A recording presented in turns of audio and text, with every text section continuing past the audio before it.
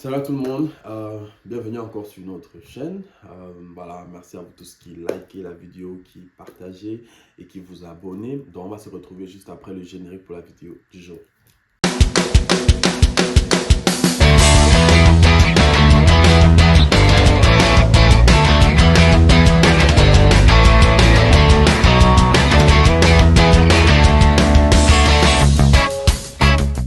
Alors aujourd'hui, on va encore parler d'un sujet très important et peut-être controversé, je ne sais pas. On va juste parler un peu des réalités de l'Occident. Je sais que des fois, on a beaucoup eu à parler, n'est-ce pas, des réalités de l'Occident. J'ai parlé aussi un peu, lorsque je parlais de la vie d'un étudiant au Canada. Si vous n'avez pas vu la vidéo, allez regarder la vidéo. J'ai parlé un peu de comment la vie est ici. Et j'ai touché un peu, dans toutes mes vidéos, j'essaie un peu de toucher lorsqu'on parle même du coût de vie et tout ça là. Et maintenant, je vais venir encore aujourd'hui parler encore des réalités des personnes de l'Occident. Je sais que beaucoup d'entre vous vont dire, ah, voilà, tous les gens de l'Occident disent toujours la même chose et tout. Mais je pense quand même qu'il y a quelque chose qui est bon à savoir. Et la première des choses que je vais dire, c'est que deux fois, on fait face à des désillusions. Vraiment, honnêtement dit, on fait face deux fois en Occident à des désillusions. Parce que lorsqu'on est en Afrique, je prends juste un cas simplement. Lorsque j'étais en Afrique et tout, je voyais la neige. Un exemple pratique, je voyais la neige. Et lorsque je voyais la neige, c'était tout beau à la télé, tout ça là. Je vois décembre, c'est tout beau et ça. Et moi, ça me plaît, mais je m'imagine la neige avec le climat de l'Afrique. Je ne sais pas si vous voyez un peu. Donc, le beau climat qu'il y a en Afrique, il fait chaud, il fait beau, vous sortez là, vous êtes bien, vous voyez. Donc, j'imagine, oh, il va neiger, mais il va toujours faire beau. Mais c'est pas ça, en fait. C'est pas ça. Donc, c'est juste un exemple de l'image erronée qu'on peut se faire des réalités, n'est-ce pas? En réalité, lorsqu'il neige, il fait froid. Les gens ne sortent pas. Les gens sont à la maison. Et si vous sortez, faites attention, tout est lent, les bus sont lents parce que la route est glissante et tout ça là. Il y a beaucoup d'accidents sur la route si vous conduisez. Il faut avoir des bons pneus et tout pour pouvoir vraiment vous en sortir. Parce que c'est pas la meilleure des choses. Et après la neige encore, il fait encore tellement froid. Il fait tellement froid. On voit la neige au sol là, on voit à la télé comment on construit des bonhommes de neige. Je te dis, waouh, je vais arriver, je vais construire des bonhommes de neige et tout. Mais tu vois la neige, tu te dis, mais tu penses au climat. Non, mon frère, s'il fait chaud, la neige là va fondre très rapidement. Donc il fait extrêmement fort pour que la neige puisse rester comme ça. Il faut que ça soit extrêmement fort pour que la neige reste en surface et qu'on puisse même construire un bonhomme de neige et que ça reste. Donc c'est juste une illustration pour nous dire à quel point des fois on a une imagination donc transformée de l'étranger, n'est-ce pas? On voit quelque chose, mais on ne la comprend pas en fonction du contexte, n'est-ce pas? Donc c'est ça que je veux dire. Et ça, quand je parle de désillusion, c'est un peu de ça que je parle. Parce que on a une image de ce qui dans peut-être tout est beau, on voit des gratte-ciel, on voit des gros immeubles, on voit des personnes qui sont à l'étranger qui rentrent en Afrique investir et tout ça là, on se dit voilà, c'est le paradis. Ouais, mais en réalité, c'est pas ça. C'est pas ça, hein. C'est pas vraiment ça. Moi, je viens aujourd'hui partager, n'est-ce pas, mon point de vue par rapport à ça. C'est pas ça, les gars, c'est pas vraiment ça, hein. Je veux pas dire que c'est dur, mais c'est pas évident. C'est pas évident. Après si je peux pas aussi dire que c'est pas aussi, il n'y a pas des opportunités. Il y a vraiment des opportunités, n'est-ce pas? Et je dis souvent que la difficulté en Afrique, c'est de commencer. La difficulté en Afrique, c'est de commencer. Donc, deux fois, quand on finit l'école, c'est ça, comment on démarre, n'est-ce pas, en société. Il n'y a pas peut-être le travail, il n'y a pas peut-être ci ou ça. Donc, c'est difficile de commencer. Mais lorsque on a déjà un couloir, lorsqu'on a déjà une orientation, il y a de grandes chances qu'on va percer. Bon, après, il y a des chances qu'on va percer. Peut-être pas de grandes chances, mais il y a des chances qu'on va percer, n'est-ce pas? Mais c'est le départ qui est compliqué. Et en Occident, je pense que c'est l'inverse. Le départ est plus simple. Ça veut dire que lorsque vous finissez l'école, il y a la possibilité d'avoir des petits boulots et tout ça là. Mais c'est de prendre cette dimension-là, n'est-ce pas, qui est plus compliquée. Ça veut dire que lorsque vous avez trouvé votre couloir, vous êtes en train de maintenant évoluer et devenir très riche, c'est là que ça commence à devenir compliqué. Après, je ne veux pas faire comme si l'argent, c'est une fin en soi. L'argent, c'est pas une fin en soi, mais on sait quand même que l'argent, de manière sociale, ça aide, n'est-ce pas, à avoir peut-être une stabilité financière, même psychologiquement, vous êtes un peu plus posé parce qu'il y a des problèmes que vous pouvez facilement gérer, et tout ça là. Donc, l'argent, c'est une bonne, c'est un outil, n'est-ce pas, qui permet, n'est-ce pas, de régler beaucoup de situations. Euh, voilà, donc je vais dire, ici, vraiment, c'est pas aussi facile qu'on le pense. La première des choses, d'abord, il faut se rendre compte que beaucoup de personnes qui sont à l'Occident font face, n'est-ce pas, à à un temps, n'est-ce pas? Il y a toujours cette horloge-là. L'horloge peut être de ton visa. L'horloge peut être de ton permis de travail. L'horloge peut être de ci ou de ça.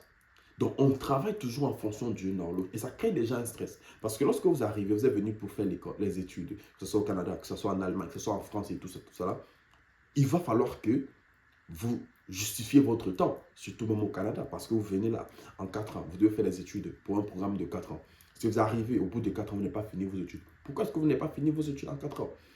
Donc, il y a cette pression-là. Ça veut dire que chaque fois que vous ratez une matière, chaque fois que vous échouez, chaque fois que vous laissez une matière, c'est une pression. C'est une pression parce qu'après, ça vous dit que à la fin de la journée, il va falloir que vous renouvelez votre séjour, vous renouvelez votre statut. Et lorsque vous renouvelez le statut, il va falloir vous donner des explications. Pourquoi est-ce que je n'ai pas pu finir mon programme scolaire à temps? Pourquoi je n'ai pas pu faire ça et ça à temps? Et malheur encore, si c'est que vous êtes là à ne pas fréquenter, ça sera encore plus compliqué. Ça sera encore plus compliqué de renouveler son statut parce que comment vous allez justifier le temps que vous ne fréquentez pas? Donc, tout doit être justifié. Donc, il y a déjà cette horloge-là qui crée déjà un stress. Ça veut dire que déjà d'entrée de jeu, on n'est même pas encore entré dans la vie. On est juste là, vous êtes seulement là, comme ça, vous êtes à l'école et tout ça là. Et il y a déjà cette horloge-là. Il y a déjà cette horloge-là qui met déjà un timeline sur, ok, je dois finir mes études dans 3 ans, je dois finir mes études dans 4 ans. Après les études, je dois comme ça, comme ça. Donc, on est en train de programmer. On est déjà en train de programmer. Donc, il y a déjà cette pression-là. C'est pour ça que c'est pas facile. C'est pas facile de gérer le stress. C'est pas facile de gérer cette pression-là. Après, d'autres gens m'ont dit peut-être, ah, je préfère gérer cette pression-là et tout ça là. Des fois, c'est facile jusqu'à ce que tu es dans le beurre. C'est facile jusqu'à ce que tu es dans la réalité parce que derrière, si tu commences à laisser une matière, 2 matières, 3 matières, 4 matières, bon, tu dis, tiens, tu vois, tu renouvelles ton statut une fois. Après, il y a des réalités, n'est-ce pas, qu'on ne sait pas. Des fois, la mauvaise information aussi peut nous nuire. Peut-être que tu as fait un programme ceci, mais le programme ne te qualifie pas pour avoir le permis de travail. Je donne le cas peut-être du Canada. Tu as fait un programme comme si, tu es venu comme ça au Canada, peut-être avec, c'est pas les cours de langue, avec un programme comme ça, comme ça. Mais tu ne savais pas que le programme ne devait pas t'aider à avoir ton permis de travail.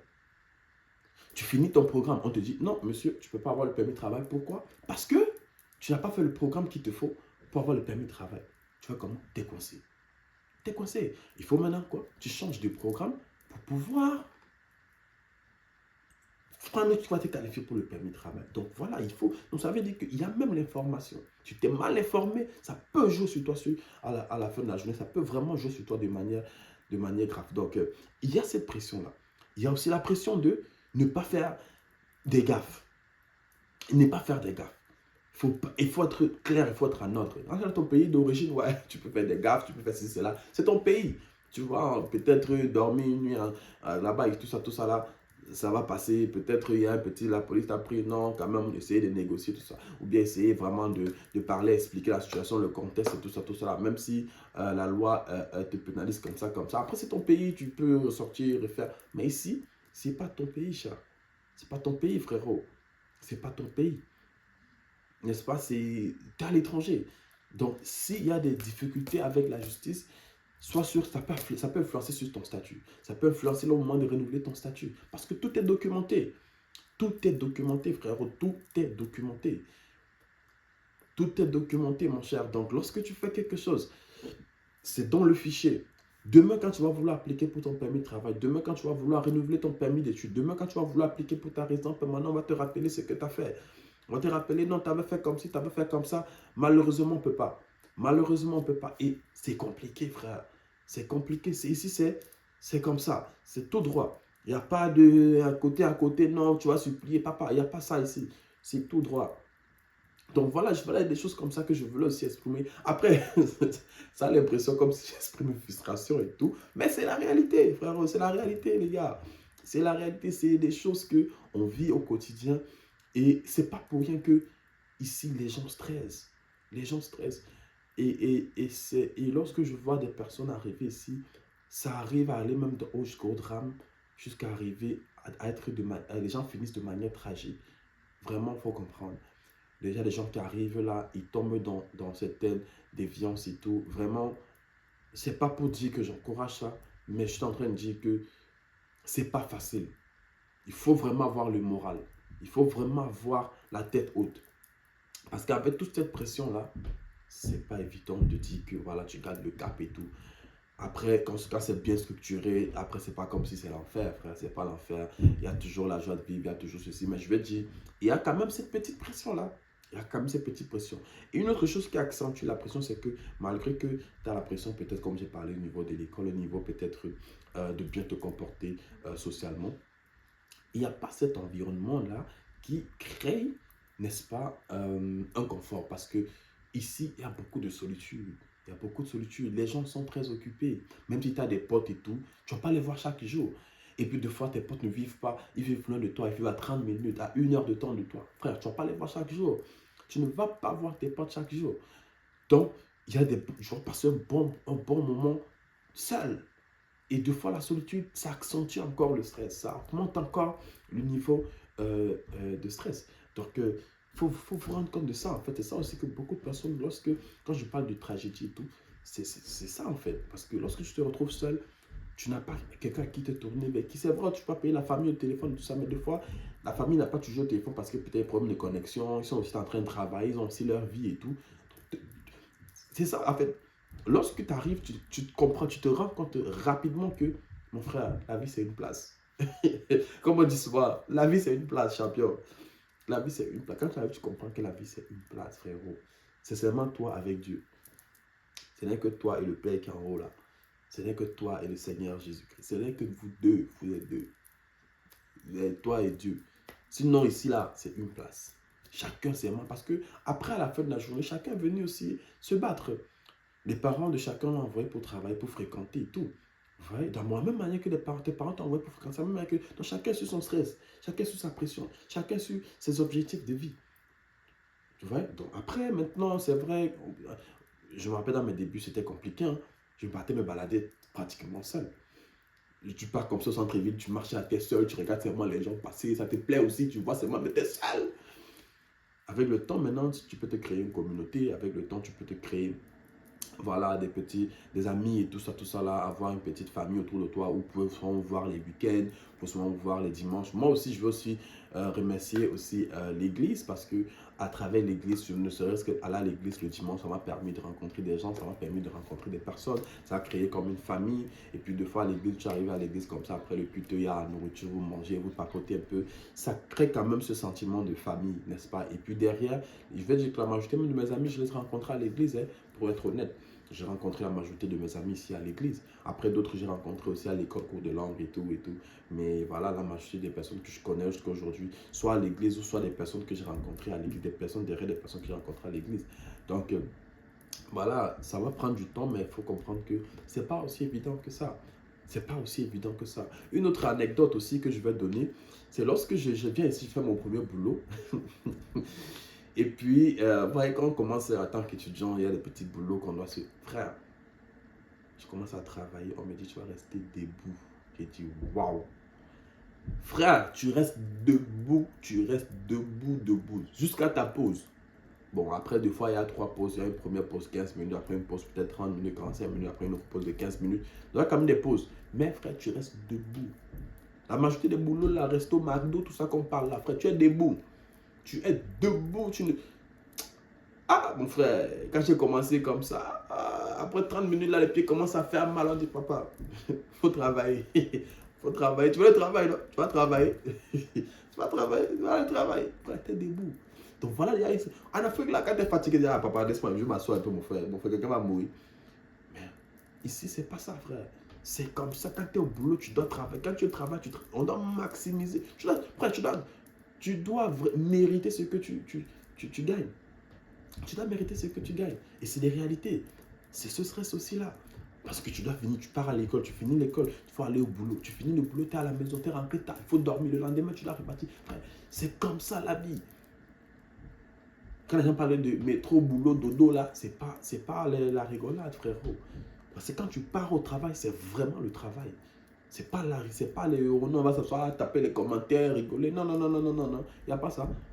Tu travailles, après j'extrapole un peu, ça peut t'entrer d'hyperboliser un peu la chose. Mais après, c'est pour dire que voilà, il faut avoir la niaque. Il faut avoir la niaque quand tu es au boulot. Après, lorsque tu trouves ton rythme, tu as fait déjà un peu quelques temps au boulot, quand tu es un peu plus confortable, c'est un peu plus à l'aise et tout, tu peux papoter, tu peux trouver des petits moments pour papoter, tu trouves un peu ton rythme. Mais je veux dire que c'est cette cassure-là, lorsqu'on quitte de l'Afrique, qu'on arrive ici, c'est cette cassure-là. Et puis deux fois encore même, une autre chose encore que je vais dire, c'est pour dire que en réalité, des fois, on pense ici, on dit que non, on va arriver ici, il y aura le travail, il y aura tout, tout, tout. Frère, tu peux arriver si tu tapes le temps, tu ne travailles pas. Et j'ai parlé de ça dans la vidéo qui parle, attention aux personnes qui ont le permis de travail fermé. Frère, tu peux venir même à la résidence permanente. Tu arrives comme ça, il n'y a pas le boulot. Il n'y a pas le boulot. C'est pas facile. Il y a la compétition, il y a la concurrence. Tout le monde veut travailler, frère. Tout le monde veut travailler. Il n'y a pas le boulot. Il n'y a pas le boulot, tu arrives comme ça. Il faut te dire après. Et là, psychologiquement, tu dis, ah, je suis venu comme ça. J'ai même pris de l'argent au pays, tout ça là. Tu veux faire comment pour rembourser, machin, la famille déjà commence à appeler. Voilà encore une autre chose. Et tu es comme ça, tu n'as pas le boulot. Et des fois, quand tu as un petit boulot, tout le monde en Afrique seulement veut te dire, non, frère, on t'envoie à l'étranger, il faut nous envoyer quelque chose, il faut comme ça, faut. Tu fais comment? Tu fais comment? Donc, tout ça là, en fait, je veux juste te mettre ça pour dire que voilà les réalités. Voilà les réalités. Quand on parle de l'hiver, frère, à l'hiver, personne ne sort. Tu vas aller où? D'abord, quand il neige comme ça, tu ne veux même pas sortir. Il fait d'abord froid. Tu ne veux pas sortir, frère. Tu ne veux pas sortir. Tu ne veux pas aller. Tu vas aller où? Tout le monde est chez lui, frère. Tout le monde est chaud. Tu bois ton chocolat chaud là à la maison. Là, tu es tranquille. Tu vois ton film. Tu vas aller où? Et tout ça là, comme ça permet, ça crée, n'est-ce pas?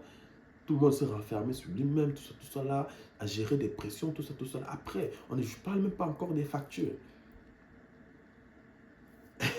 On a l'impression que c'est une vidéo que j'ai fait pour venir me lâcher et tout. Mais c'est ça en fait. Je vais dire seulement, c'est juste que il y a du bon. Il y a du bon à l'étranger. Il y a vraiment du bon à l'étranger. Et c'est un tremplin. Pour moi, je me dis, tu viens là, tu prends la force, tu te bats comme un champion. Et puis, dès que tu commences à trouver ton couloir, essaye d'investir en Afrique, un peu partout, placer tes trucs. Vraiment, essaye de le faire. C'est vrai que ça va aider, mais c'est pas... Il y a des opportunités, il y a beaucoup d'opportunités, je ne vais pas mentir, mais ce n'est pas aussi simple qu'on le pense. Ce n'est pas aussi facile qu'on le pense. C'est pas vraiment aussi facile. Je connais beaucoup de personnes qui sont arrivées, ils ont dit vraiment, gars, c'est bien, mais c'est pas bien comme on pensait là. C'est pas bien comme on pensait là. Donc après, c'est pas une vidéo pour décourager qui que ce soit de venir. Moi, je dis toujours si c'est compliqué, vraiment en Afrique et tout. Si vous ne voyez pas le bout du tunnel, vraiment faites vos applications. Venez essayer de voir des opportunités à l'Occident et tout. Venez vous battre. Mais c'est pour dire que quand vous allez venir là, c'est pas facile. C'est aussi ça. Il faut avoir la niaque, il faut avoir, n'est-ce pas, ce courage-là pour braver les différences sociales, les différences culturelles. On a parlé un peu de beaucoup d'autres choses, même dans les vidéos passées. Donc, faut se mettre en compte qu'on va arriver, ce ne serait pas comme en Afrique, qu'il y a le Parlement à côté. Tu vas partir là-bas, en haut du quartier, vous allez commencer à taper les commentaires, à causer, à papoter, tout ça. Non, il n'y a pas le boutiquier du quartier où tu vas pas t'asseoir là-bas pour causer avec lui. Non, il n'y a pas ça. Tu étais vraiment dans ton couloir, une place. Comme on dit, c'est une place, là, c'est une place. Tu évolues et sur le chemin, tu peux rencontrer des bons amis, tu peux rencontrer des bonnes personnes, tu crées une petite communauté avec le temps, ça commence à aller et tout. Donc, c'est un peu ce que je voulais donner ici. Après, c'est pas pour dire que, voilà, je pense qu'il y a des bonnes choses, non seulement en Afrique comme il y a ici. Et je me dis que si il y a déjà un couloir, si vous avez un couloir en Afrique où vous sentez que vraiment je suis en train d'évoluer, je suis en train de vraiment essayer de m'en sortir. Vraiment, quand on idéalise par l'Occident, n'idéalisons pas l'Occident. Il y a aussi beaucoup de bonnes choses en Afrique.